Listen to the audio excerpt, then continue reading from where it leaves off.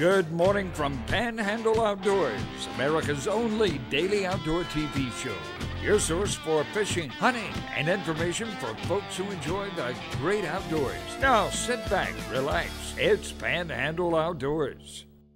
Good morning, folks. Welcome to Panhandle Outdoors. I'm Winston Chester. I'm glad you're here this morning. Got a big show lined up, a special guest here, but first our weather brought to us by Haney Technical Center at the corner of Baldwin, Highway 77. High today, 86, low all the way down to 65, but the water temperature went up 1 more degree, 77.2.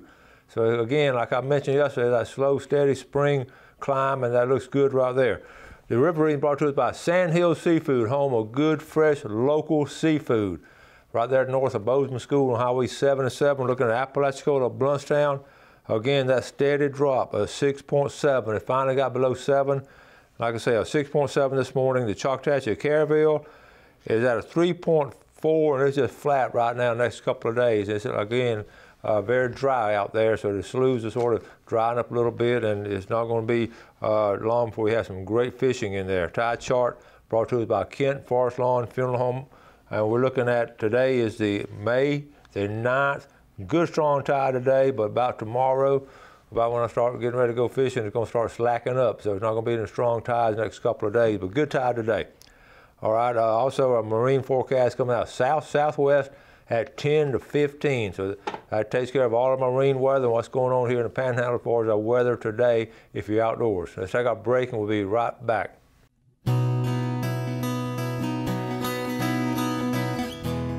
All right, welcome back and welcome to my guest this morning, a familiar face now on Panhandle Outdoors, Daniel Cole. Good morning, Daniel. Good morning. All right, glad to have you. We've been talking about, I said, what's been going on? You said one word, busy. And I know this time of year it's been hopping, right? Yep. So what's been going on? Well, we have just been, man, we were just running wide open. It's beautiful. That's a great problem to have. Beautiful weather, yeah. Beautiful boats, really a lot of nice customers. So we've been having a really good time lately. And you get them from all over the place. Yeah, we have customers right now that we're taking care of. Clients from one from British Columbia, one from Buenos Aires, and another one yet from Costa Rica. And we have other calls coming in just about daily. So it's really surprising the wide demographic of people that are coming to the U.S. to buy boats. And all we can say is keep it up. That's a good problem.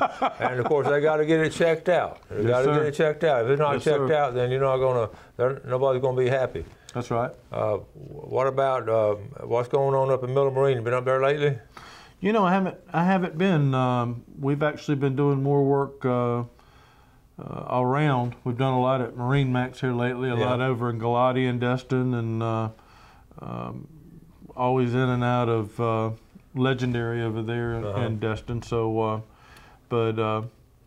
just so much going on. We're actually in some cases having to put 2 surveys in one day just to keep up with the volume of what's going on. That's a good sign. And you know, we were talking earlier before the show. You know, a lot of you know, the boats are, a lot of stuff are inside the boat that we cannot see, and a lot of times the problem occurs inside that boat. And I remember when Rick used to come on, we talked about that too, about how moisture sometimes gets up in there, and you really just don't know it until. How do you check that out? Well, we have digital electronic equipment that can actually, you can apply it to the hull and it'll read. And when you pull that out, it'll tell you exactly what the moisture content is. And we have safe levels, and we have levels that are beyond. And sometimes we'll find a boat has got some moisture in it. Doesn't mean that the boat's beyond service. It just means it needs to be pulled out of the water and dried out good. And all these are well-built boats. I mean, it's not a problem there at the factory or the company's problem. A lot of times it's through just neglect of the previous owners usually, or? It can be. A lot of times too, just the fact that we live in Florida. Yeah. You close up that fiberglass box and then you have all the humidity in the air, and so you begin to trap that moisture in the form of condensation. And if there's no means to dry it out, sometimes, you know, we all get busy. Our boat may sit for several months before we get to use it. And when that happens, then we have to take time somehow, put some sort of dehumidifier or something to get that moisture back out. Yeah, I guess that's a process you go through, just pretty long a process. Yep.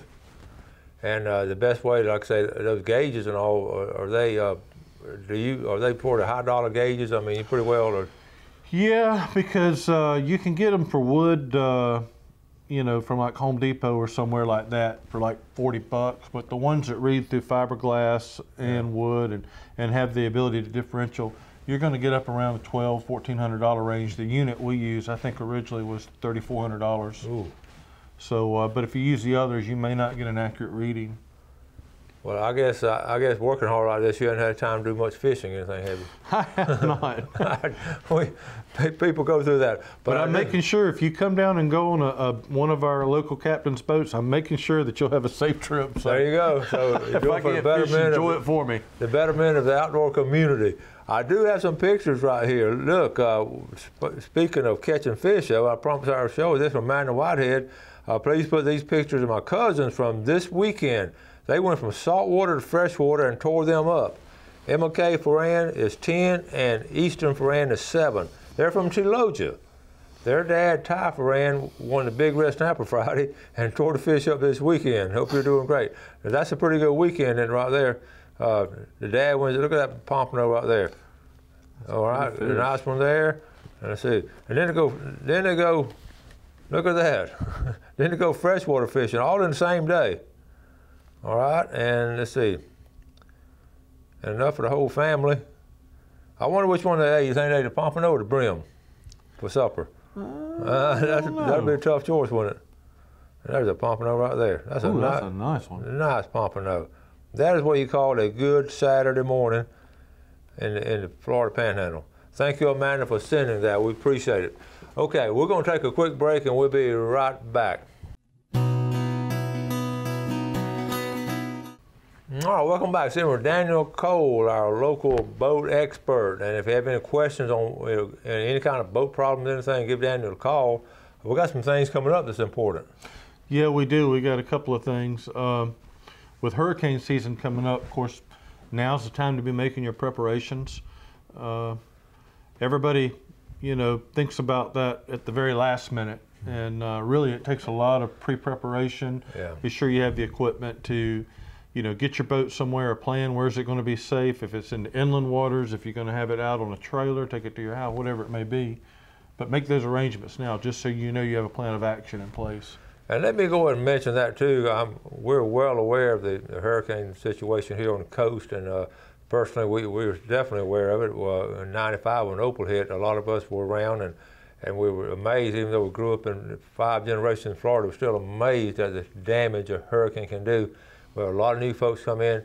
You got to really take this serious, not just get your boat ready, but you got to know what to do with your cars and everything's in your house and different things. It's really serious about it. I know we're coming in June 1, I think it'll be coming in, and it will be a lot of stuff be on TV and all talking about it, but take it from my personal experience. You just won't believe the damage it can do, especially if you're close to the water. So you be prepared and be ready to move stuff around. And number one, you know, you want to take care of your family and your safety, know what your evacuation plans are, if you're going to stay out of shelter.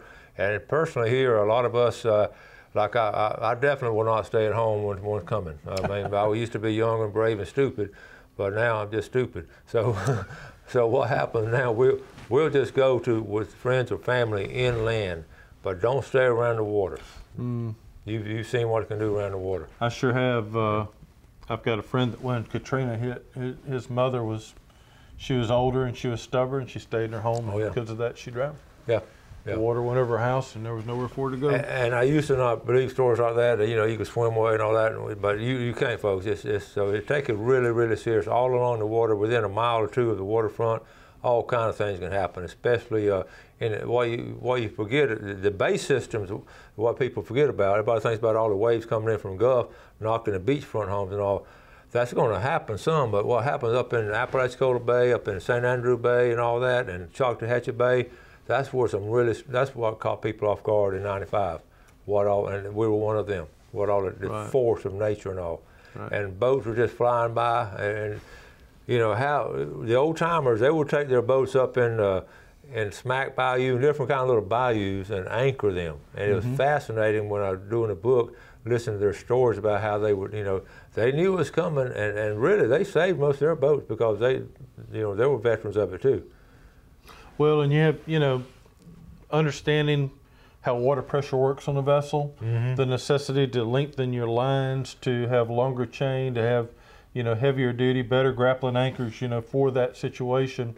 A simple anchor may work fine to go to Shell Island, but you may really want to think about something heavy, more of an industrial type anchor to lock your boat down when that storm surge comes. Because it's funny, a lot of people you mention, you know, they think storm surge is a big wave. It doesn't always happen that way. Sometimes it comes up quick without the forward front, and if you do that, if you don't have enough line out, it can just pop that anchor right out and your boat's gone. So understanding that is, what's the best way to lock that down? And like I say, it comes up quick and then just starts pounding and pounding at a different level, and that's what catches people off guard. I would tell you story after story, and I know I mentioned John Law, a good friend of ours. They lived around the corner from us in Gaynor Bayou, and he was going to take his big boat and put it in Gaynor Bayou, and he did everything right and all, but it still came off the anchor. I mean, he did everything textbook, but it got just higher up there than anybody thought. Right. And it's really something, and if you trailer your boat, of course you can trailer it and get it on up there, but again, you got to think about limbs falling over, trees falling over, so but you put an open field, then it's going to blow over anyway, so you got to have a game plan. That's right. And so I know that we're going to talk more about that as time goes on, but you know, hurricane-proof your house and your boats and cars and all is so important here, especially if you folks that are just moving in and everything. Be aware of that. All right, now I got a question the other day was floating around. If you're out there, and we're going to talk about a small boat now. If you're out there in the lake or in the middle of the river, and your plug comes out or something, what are some good ways to do a temporary quick plug on a boat? Well, really, anything you can fit in that hole is better than nothing. Yeah. Something the size of, I mean, even a wadded paper bag will slow the water enough in a freshwater case with no tide and no real pressure on the vessel to help you get somewhere. Now, you know, out in the salt water where you're really doing things, I've heard of all kind of things. In fact, I heard of one captain, he saved his boat here. It's been several years back. I actually surveyed that boat the other day, but he actually struck something submerged and it opened up such a gash in the boat. He actually took a mattress off one of the berths and stuffed it in the hole and saved his boat. Now that's some really quick thinking, because most people would look and say, well, that's such a big hole, abandoned ship. Yeah. This guy was a really seasoned professional captain. He's local, and he jammed that in there and he got it saved, and he brought his boat home, and he's still fishing it today. That's cool. I hadn't heard that story. Anything that you can put in there, just anything, even if it just slows, and the importance of knowing your batteries, having good fresh batteries, not letting them get too old. Every 2 years, marine batteries need to be changed, because that's the other thing. A lot of times when a boat is lost, the bilge pumps aren't operating because the batteries can't keep up and they're slow or they die. And especially if you have enough water, it can short the electrical system down. You have no battery chargers going. If your engines are out, no alternators, they won't last very long. That's a good point. So you recommend every 2 years on the electrical, on the batteries and all? Absolutely. Okay. And we always hear, you know, there's different grades of batteries. If you're talking about just standard lead acid, you don't have to buy the most expensive one on the market. Now, if you do want to get an AGM or a gel type battery, you know, some of those will last longer. But if you're just going to buy the standard ones, you can buy the less expensive ones. They'll be fine for that 2 year period. A lot of people don't know that. A lot of people are going to try to stretch it out as long as they can until it goes dead, and then you're just going to go dead when you're up the river or something, you know. Okay, can't get help. And again, connections and all, the battery connections, they get a little bit of salt water in them or water and rust. Treat everything with an anti-corrosive material, so you don't have salt, you don't have anything. If your battery's starting to show corrosion, like they will even in a car, on a boat especially, take the time to clean it and fix it. You know, we get in the habit of, it's the weekend, we've worked all week, let's get to Shell Island. And let's so we go. start neglecting maintenance. Yeah. And we're all guilty of that. Cito loves that. Yeah, I know, all of them like that. We're going to take a final break, come right back. Okay, welcome back. See, we're Daniel Cole, Daniel Cole Surveyors, and I mean, your number, we got it on the screen and all, and they want the boat surveyed or any kind of situation there, they can just touch base with you. Absolutely. We also, if you're having trouble with your insurance company paying a claim, we also work for clients to help them get what they deserve. So we do professional witness work as well. That's a big deal. You can represent us. Okay, let's look at the fishing game times they brought to us by Blue Water Outriggers in Port St. Joe. We're looking at 8:05 to 10:05 this morning and 8:27 to 10:27 tonight. And we're talking about, here's a quick picture here that you saw the video yesterday. My little granddaughter, Whitney, I'm used to fishing Whitney, and now I'm fishing a lot with this granddaughter here, my youngest granddaughter, Mackenzie, and here's the picture. But anyway, we're talking about getting girls and all, and outdoors and all, and even all kinds of things are going, they really enjoy these kind of things at all ages. And you mentioned a women in outdoors workshop or something. So what's going on with that? Well, one of the local companies here, Marine Max, and this actually is all over.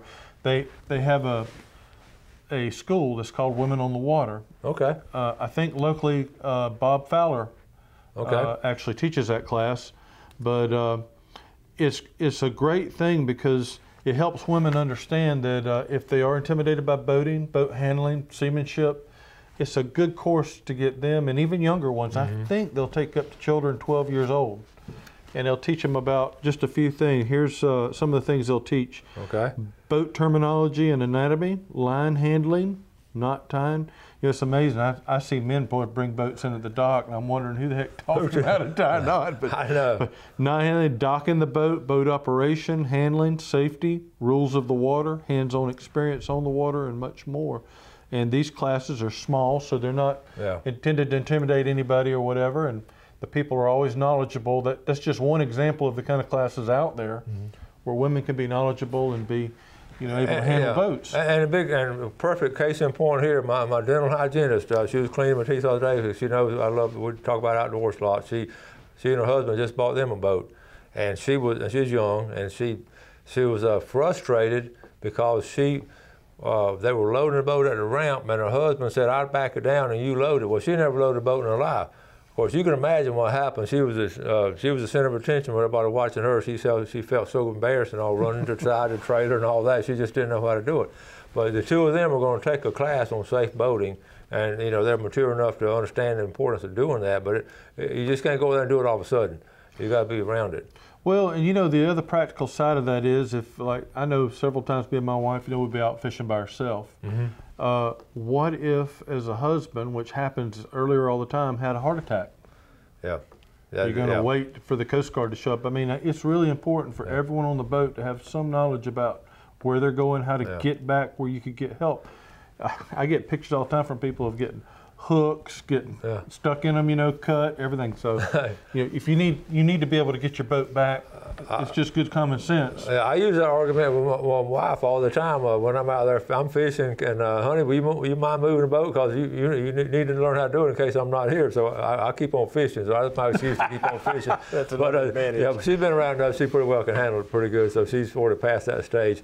I've got a picture here. You got to send us this picture. Tell us about this. I am so embarrassed. I got this last week, and then, of course, you were out of town. Right. In the meantime, between last week, this week, but this young man is out of Apalachicola. Oh. I had his name. I had everything, and in the interim of getting here, I'm sorry I've displaced that. I talked to his father and his mother on Facebook, and I asked for permission to use this. Okay. So I will try to recontact. We'll get a name in there, and we'll get him in there. Yeah. It remains. He's a happy little kid right there. Yep. So have you been up doing the fishing yourself, or like I say?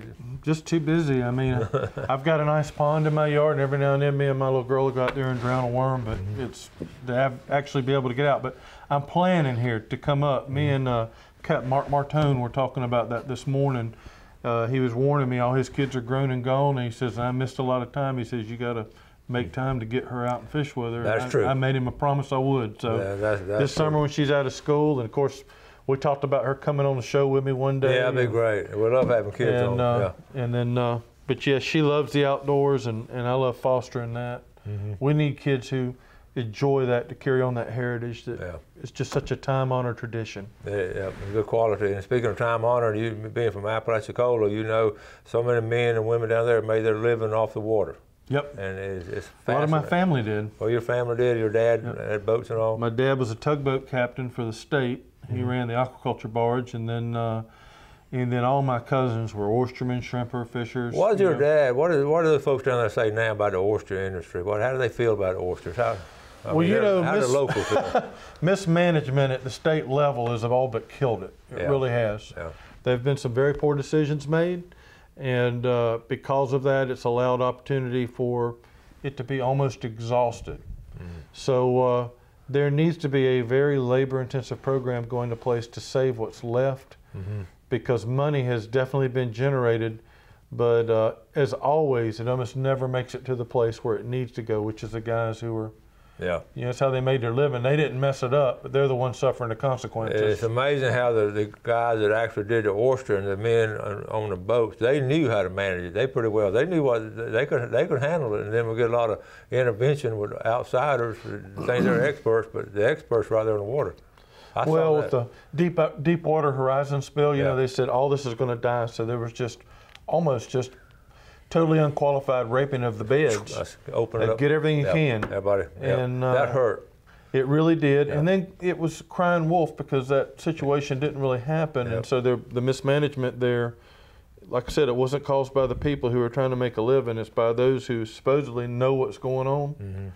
And it's going to be hard for us to come back. When they said, we all had that fear that was going to happen. Everybody knew the water when they opened it up to all kind of unlimited harvesting. We knew that was going to hurt. So at some point in time, hopefully they'll get it turned around.